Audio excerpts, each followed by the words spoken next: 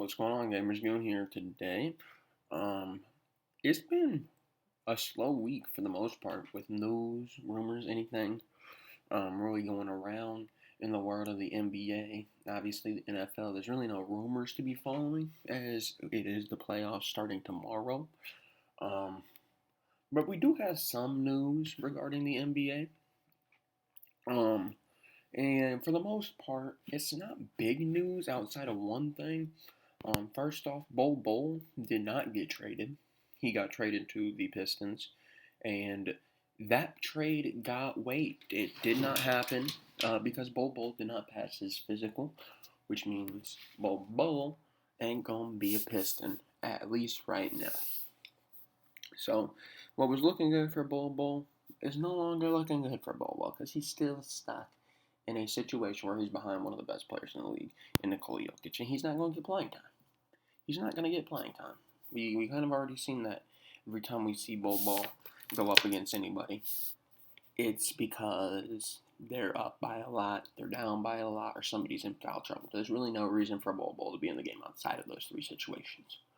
So, unfortunately for him, he will not be finding a new situation in Detroit. And if you like the cut, kind of got a new cut.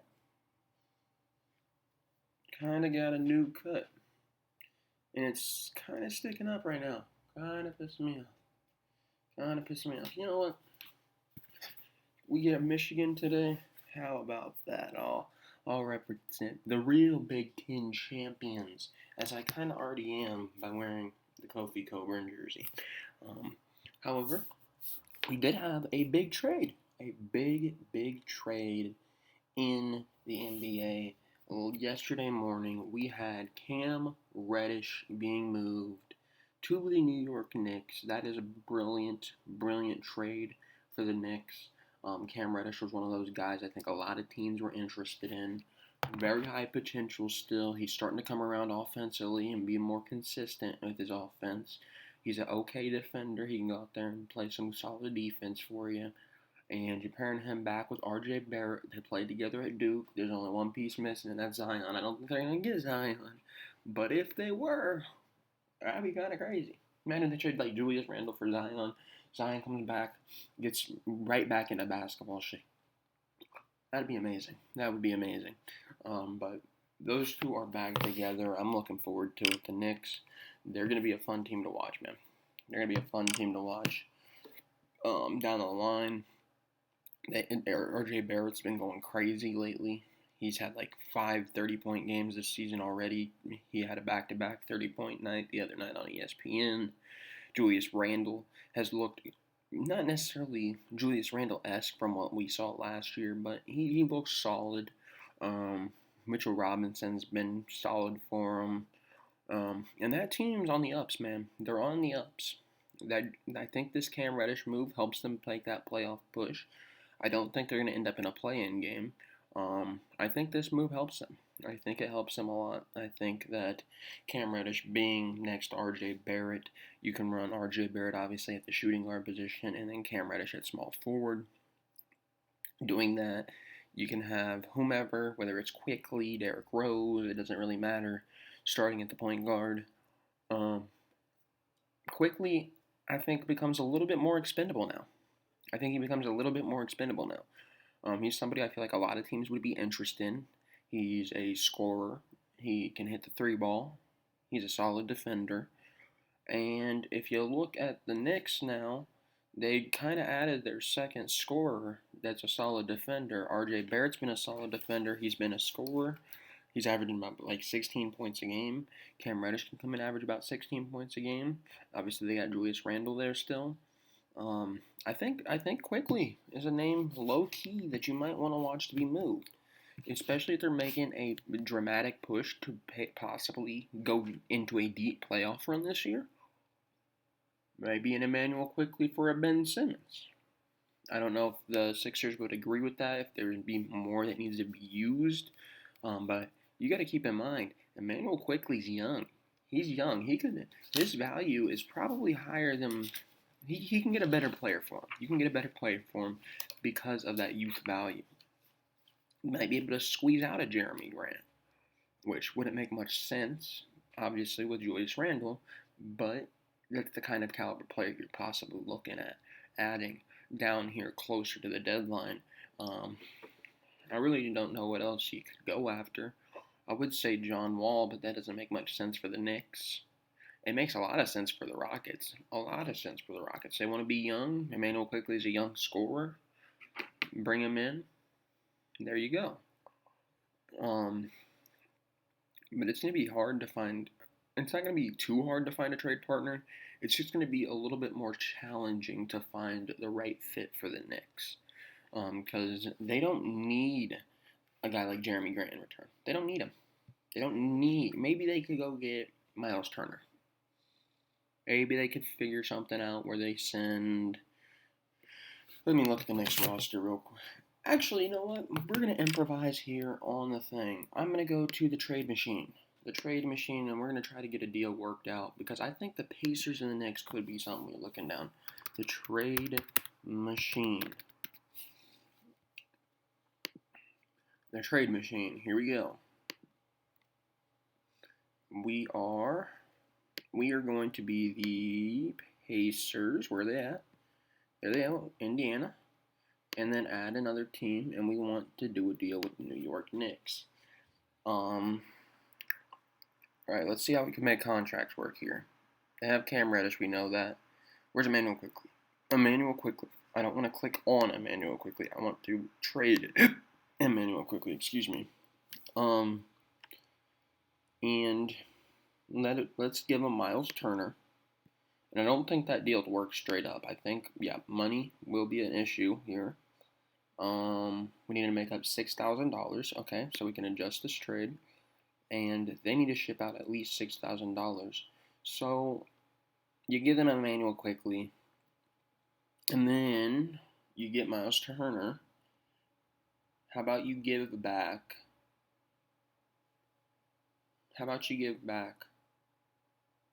Trying to think of a trade that makes sense for both teams here.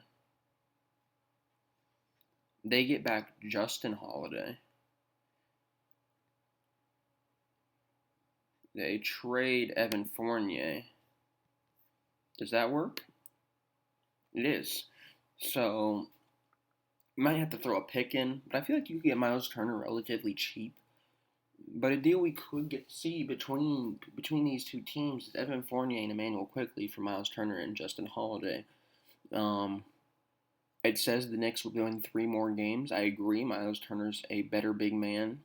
You could have him start.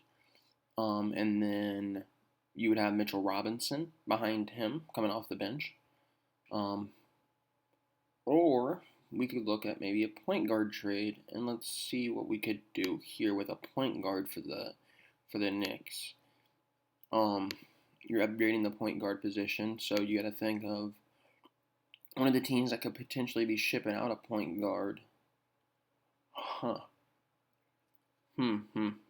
Let's see here. This is gonna be an interesting thing, man. It's going to be interesting to see who they end up making a deal with if they do want to trade Emmanuel Quickley. Let's go back to the Indiana thing, man.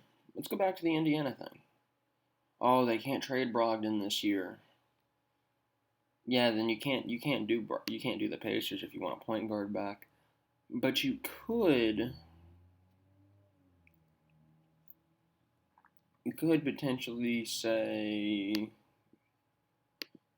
go back into Philly, and you could do Ben Simmons for Quickley. And then how much money needs to be made up? A lot of money, $30,000. Adjust trade. Evan Fournier. And we gotta probably make about 13,000 more. And you give up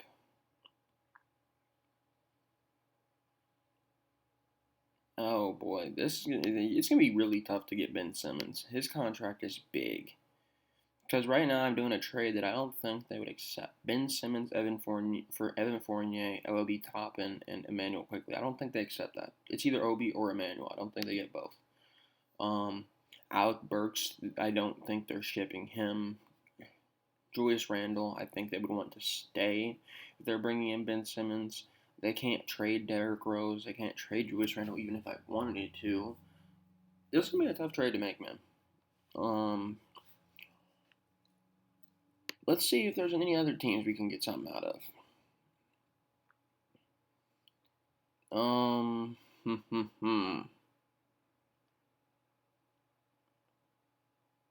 Yeah, this is going to be tough for him, man. This is going to be tough. Because the only thing I can think of is a team that we haven't seen in any trade talks, and that is the Kings. And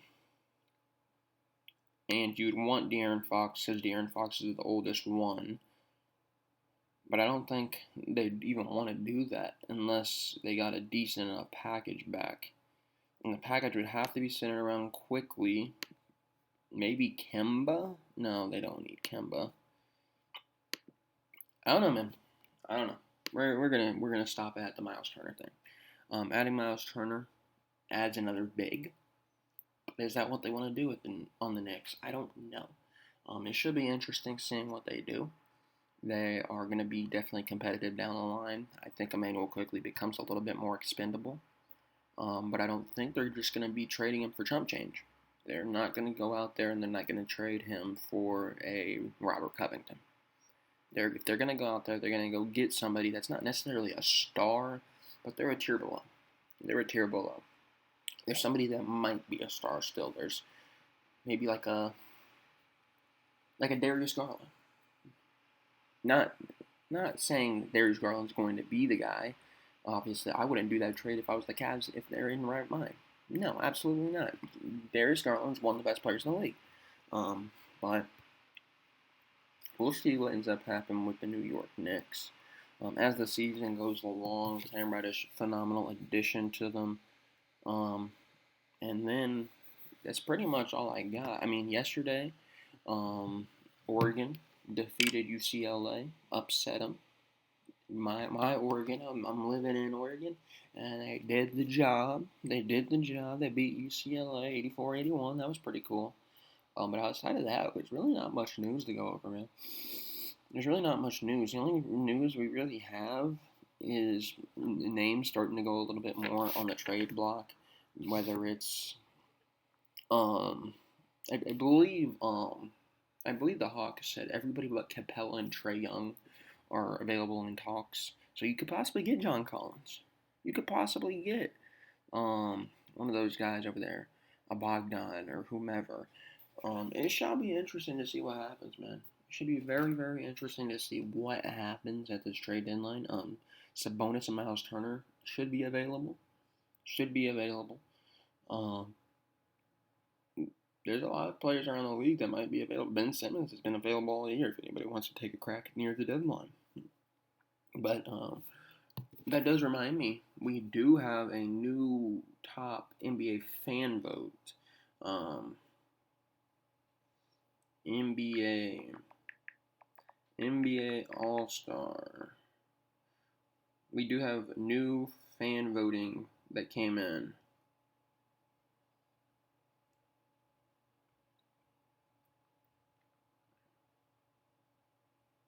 Can I find it quickly?